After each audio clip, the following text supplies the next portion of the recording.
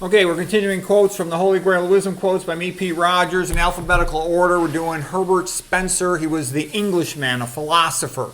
Okay, and he's the guy who said that Darwin's theory was law for the survival of the fittest.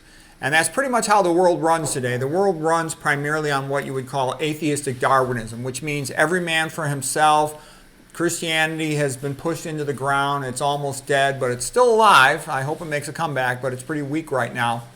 Because atheistic Darwinism has zero interest in helping the weak or the poor. It'll pretend because it might need to use them to do something, but it has total contempt for them. Herbert Spencer, we have unmistakable proof that throughout all past time there has been a ceaseless devouring of the weak by the strong. Yes. Marriage is a word that should be pronounced mirage. Marriage is a ceremony where the woman gets a ring on her finger and the man gets one through his nose. A desire for property is one of the elements of our nature. The great aim of education is not knowledge, but action. I would actually say it's insight. Action too, but insight's very important so you can understand things. And eventually action, but. Okay, of all the knowledge, that worth most having is the knowledge about health. The first requisite of a good life is to be a healthy person. I actually think that's kind of funny because of all the knowledges, health is the one that people most resist. And it's so easy to figure out health. All you got to do is say, look around at all the people who are healthy, the ones who are unhealthy. What do they all have in common in a healthy population? Low-fat, plant-based diet. It's not rocket science. Okay, Herbert Spencer. Let's see. Absolute morality is regulation of conduct in such a way that pain shall not be inflicted. When teaching, one should begin with the immediate and direct experience of the student. Things should always go from simple to complex, from concrete to abstract, from the known to the unknown.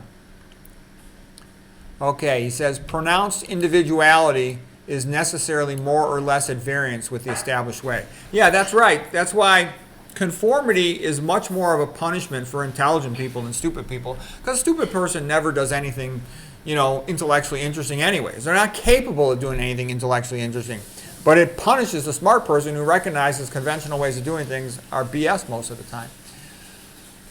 Okay, so they're the ones that have the most variety of behavior and thought.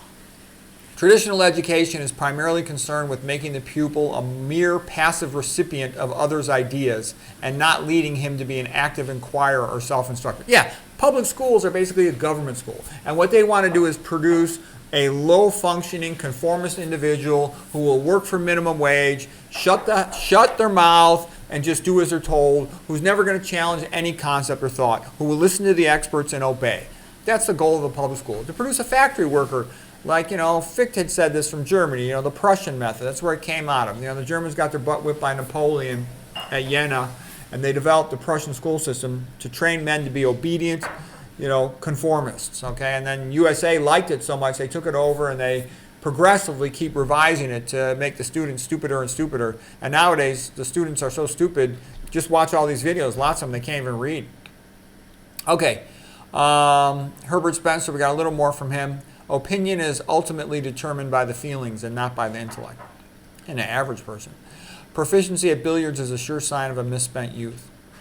All right, Oswald Spengler, he lived from 1880 to 1936. He said, all great discoveries and inventions, they spring from the delight of strong men in victory. They are expressions of personality. And that's actually largely true.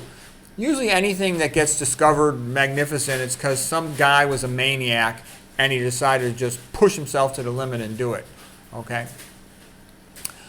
Peace is a desire, war is a fact. Yeah, we all wish we could have been born into a better time, but we're stuck in the modern world, which means inflation, poverty, shortages, more and more crime, more and more destruction of traditional culture, civilization, of reading, of the higher arts, higher behavior, descent into atheism, tyranny, cruelty.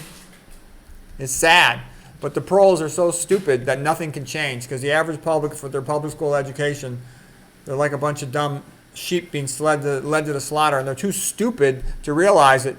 So all the smart people are being forced down the same path because It's the momentum. There's nothing you could do.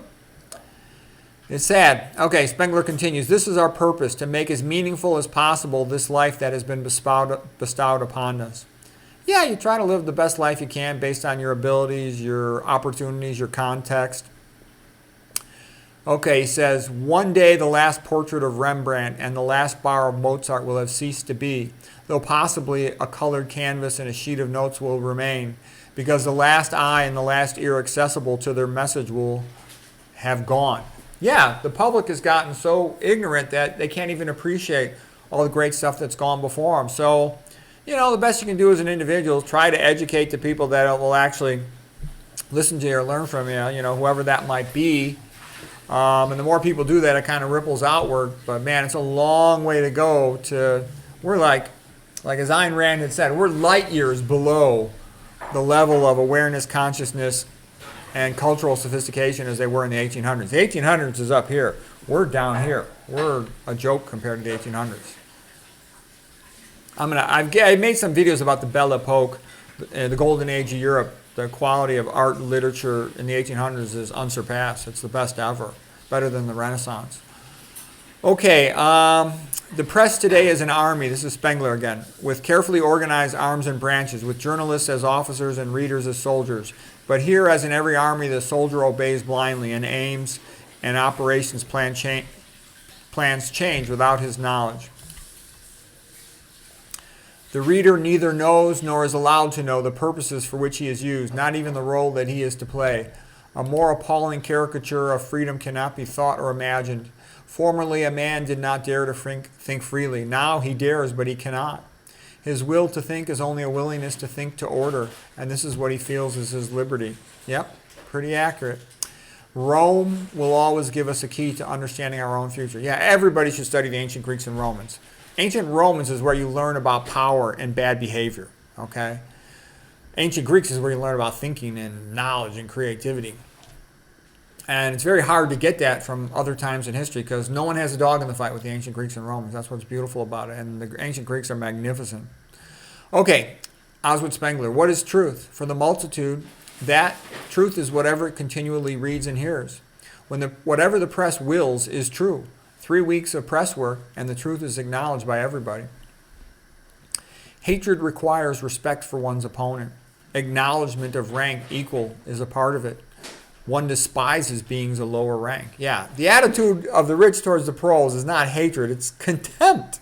Like, they look at you as like stupid farm animals, like beneath hatred. You're just like, you don't hate an ant, you step on it, okay? That's pretty much their attitude to the proles.